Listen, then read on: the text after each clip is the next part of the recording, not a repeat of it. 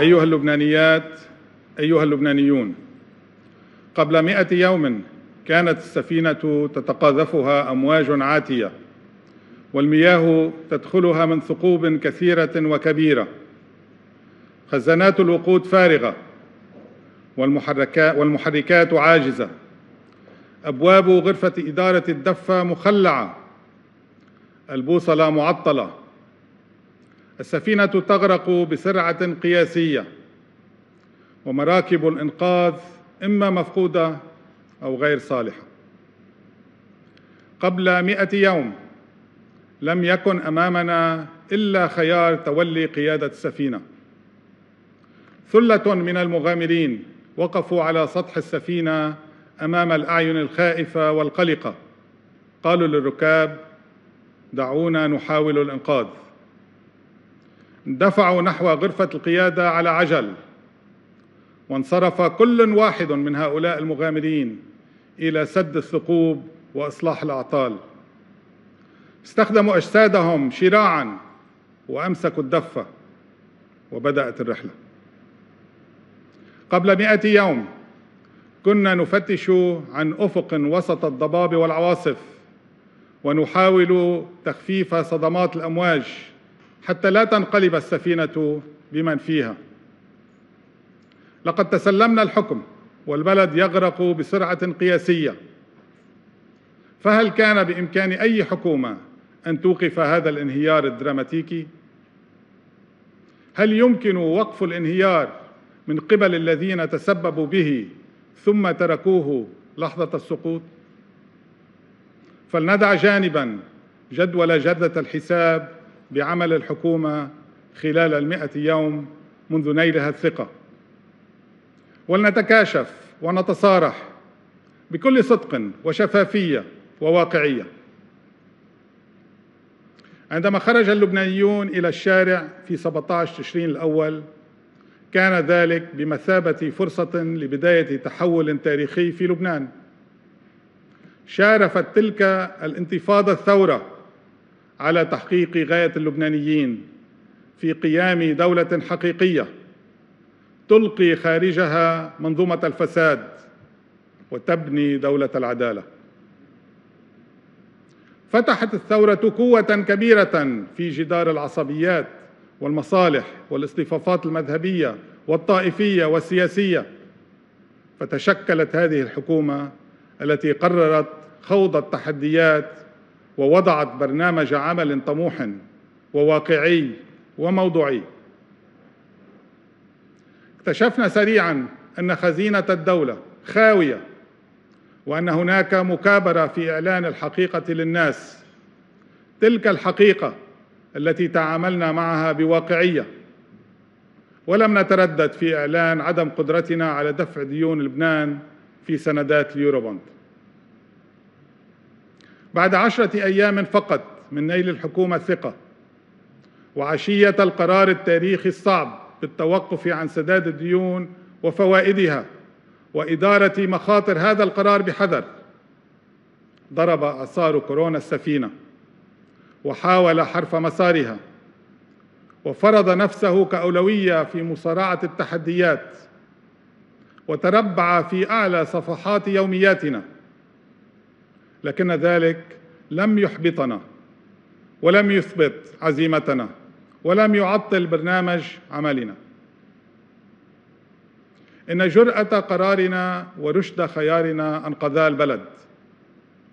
فلو أننا كنا دفعنا قيمة سندات اليوروبوند عن سنة 2020 بقيمة 4.6 مليار دولار، لكانت قدراتنا المالية الضعيفة أكثر ضعفاً وعاجزة عن التعامل مع التداعيات المالية والصحية والاجتماعية لوباء كورونا. استنزف التعامل مع الهجوم الوبائي جهداً كبيراً ووقتاً طويلاً وإمكانات تفوق قدراتنا. تقييم أداء الحكومة متروك للناس، وكذلك للعالم الذي راقب بدهشة ما أنجزناه. لكن حجم المشكلات في البلد وتراكم الأزمات أكبر من قدرة أي حكومة على التعامل معها، خصوصاً في ظل ارتباك دول العالم والعزلة التي فرضتها الدول على نفسها، وهو ما ساهم في تعطيل خطة كانت الحكومة تعتزم تنفيذها للحصول على دعم مالي بأشكال مختلفة بهدف تخفيف الأزمة المالية الخانقة في البلد، وكذلك لإطلاق ورشة إنقاذية. أين أنجزنا وأين عجزنا؟ في بياننا الوزاري تعهدنا بجدول أعمال 100 يوم منذ نيل الحكومة الثقة، وبالرغم من تعليق كافة المهل في لبنان لكننا لم نعلق مهلتنا. فلنراجع قليلا مدى التزامنا بهذا الجدول. لقد أطلقنا ورشة عمل لتنفيذ التزامات لبنان بمؤتمر سادر، وشاركنا بها سفراء الدول المعنية بهذا المؤتمر، وقد لمسوا جدية في تطبيق هذه الالتزامات، ونحن اليوم في الطريق الصحيح نحو بدء الترجمة العملية لمقررات مؤتمر سادر، بحيث يستفيد لبنان سريعاً من ورشة الإنقاذ المالي التي أطلقتها الحكومة بموازاة المفاوضات التي انطلقت مع صندوق النقد الدولي لمساعدة لبنان انطلاقاً من خطة الحكومة للإصلاح المالي. بدأت من آخر الإنجازات، لأن ما تحقق في الأسبوعين الأخيرين هو نقطة الانطلاق لمسار النهوض. إن خطة الحكومة تعتبر الأرضية الصلبة التي يمكن البناء عليها لإعادة تكوين البنية المالية والاقتصادية للبنان، وهي ستستكمل خلال أيام بخطة اقتصادية متكاملة لمختلف القطاعات، فتكتمل بذلك الخطة الاقتصادية المالية الأولى من نوعها في لبنان، وهي تستند إلى دراسات وفهم موضوعي للواقع، وتضع تصوراً واضحاً وقابلاً للتطوير لكيفية استثمار مقدرات لبنان في عملية النهوض الاقتصادي المالي يقوم على الاستثمار في الثروات البشرية والطبيعية. نحن متمسكون بالنظام الاقتصادي الحر، ونحن مصممون على تحويل اقتصادنا من ريع إلى منتج. يمكنني أن أعلن اليوم وبكل ثقة أن الحكومة أصلحت السكة وفي طور وضع القطار عليها، وأن صفارة الانطلاق قد أذنت ببدء رحلة الإنقاذ. ويمكنني أن أعلن اليوم أن الحكومة أنجزت ما نسبته 97% من التزاماتها في البيان الوزاري لل100 يوم، ونحو 20% من التزاماتها خارج ال100 يوم في برنامج عمل السنة. كما يمكنني أن أعلن أن الحكومة طلبت من الوزارات خفض نفقاتها التشغيلية بين 15 و20%، الأمر الذي سيؤدي إلى خفض الإنفاق العام بين 4 و5% في موازنة 2020، على الرغم من أن الموازنة كانت متقشفة أصلاً. وعلى الرغم من اجتياح وباء كورونا العالم وخطره الجاثم على لبنان وتهديده المستمر لحياة الناس، إلا أن ذلك لم يوقف ورش العمل على مختلف المسارات. نجحنا حتى اليوم في تأمين الحد الأقصى من الحماية للبنانيين بمواجهة خطر وباء كورونا، بينما كان العالم يتداعى أمام هجومه الذي عجزت الدول العظمى عن مقاومته على الرغم من الإمكانات الضخمة التي تمتلكها. ونأمل أن نتجاوز هذه المرحلة الحساسة بأقل قدر من الإصابات، خصوصاً أن المشاهد التي نراها في الشوارع غير مشجعة.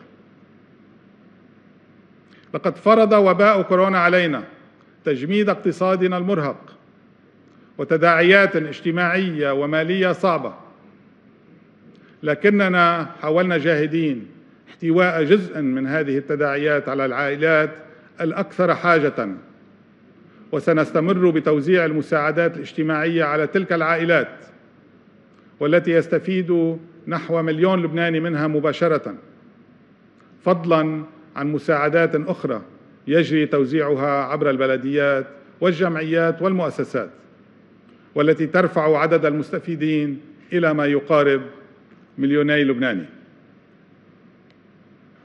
أما في برنامج الإنجازات فيمكنني تعداد بعض العناوين، ومنها إطلاق بداية التدقيق في ميزانية المصرف المركزي لأول مرة في تاريخ لبنان، دعوة الجهات المانحة للكشف عن الأموال المنهوبة واسترجاعها، إقرار الاستراتيجية الوطنية لمكافحة الفساد، وإقرار تدابير آنية وفورية لمكافحة الفساد واستعادة الأموال المتأتية عنه، طلب إجراء التحقيقات بخصوص الأموال التي حولت إلى الخارج قبل وبعد 17 تشرين الأول 2019، مشروع قانون يرمي إلى رفع السرية المصرفية، استرداد إدارة وتشغيل قطاع الهاتف الخليوي والتحضير لمناقصة عالمية، إنجاز القوانين المتعلقة باستقلالية القضاء والتنظيم القضائي، وضع سياسة جزائية عامة عبر استبعاد التوقيف الاحتياطي إلا عند الضرورة، بدء المفاوضات لتلزيم استخدام الغاز الطبيعي عبر المنصات العائمة لتخزين وتغويز الغاز الطبيعي، انتهاء المرحلة الأولى من التنقيب عن الغاز في المياه اللبنانية والاستعداد للمرحلة الثانية، مشروع قانون يرمي إلى فتح اعتماد إضافي بقيمة 1200 مليار ليرة لبنانية في الموازنة العامة لعام 2020 يخصص لمواجهة الأوضاع المستجدة بفعل وباء كورونا. أيها اللبنانيون، أعلم جيداً أن المطلوب كثير جداً، وأن الظروف صعبة جداً، وأن معاناتكم طالت كثيراً، وأنكم بلغتم درجة اليأس من إمكان حصول إصلاح يحقق أحلامكم في بلد يحترم الإنسان فيه. مشكلتنا في لبنان أن السلطة، أي سلطة، تنظر إلى اللبناني على أنه محكوم بها باعتبار أنه لا غنى عنها. مشكلتنا أكثر أن قيمة الإنسان في لبنان متدنية جداً، فالسلطة التي تصادر الدولة ومؤسساتها ومقدراتها تحمي نفسها أولاً قبل أن تفكر بحماية الإنسان في لبنان.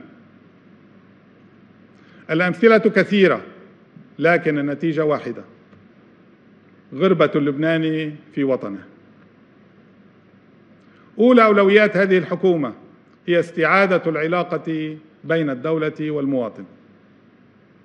الدولة هنا ليست سلطة، وإنما هي الراعية لأبنائها، تحميهم وتمنع عنهم الأذى وتعطيهم حقوقهم كما تأخذ حقوقها وتقدم لهم الخدمات التي يحتاجونها. لا تستقيم علاقة الثقة بين المواطن والدولة إذا كانت الدولة تأخذ ولا تعطي. الدولة تأخذ الرسوم والضرائب، لكن ماذا قدمت للناس؟ كهرباء مظلمة، مياه ملوثة، شوارع غير نظيفة، استشفاء غير مجاني، فساد في الإدارة، فساد في السياسة، هدر في المالية العامة، مشاريع فاشلة، سمسرات فاجرة، طرقات غير سوية، غلاء فاحش، تلاعب مجرم بسعر الليرة. أليست هذه هي الوقائع؟ وهل يكفي تعداد المشكلات للدلالة على سوء العلاقة بين الدولة والمواطنين؟ نحن نريد تغيير هذه العلاقة، نبذل جهودا كبيرة لهذا الهدف، لكن العوائق كثيرة والجدران مرتفعة جدا وحصينة والذهنيات متحجرة. مع ذلك سنواصل العمل ونحتاج إلى دعم الناس كي نتمكن من تغيير الصورة النمطية للدولة. نحن نؤمن أن الدولة، أي دولة، لا يمكن أن تستقر إلا إذا شعر مواطنوها بالأمان. بكل أسف لم تقدم الدولة لأبنائها الأمان، لكني أؤكد لكم وبكل ثقة أن الأمل كبير بتحقيق هذا التحول الذي يجعل الناس شركاء في بناء الدولة التي تحترم قيمة الإنسان فيها وتمنح أبنائها الاستقرار الذي يطمئنهم إلى حاضرهم ومستقبل أبنائهم. أيها اللبنانيون، نصف الناس أعداء لمن ولي الأحكام، هذا إن عدل.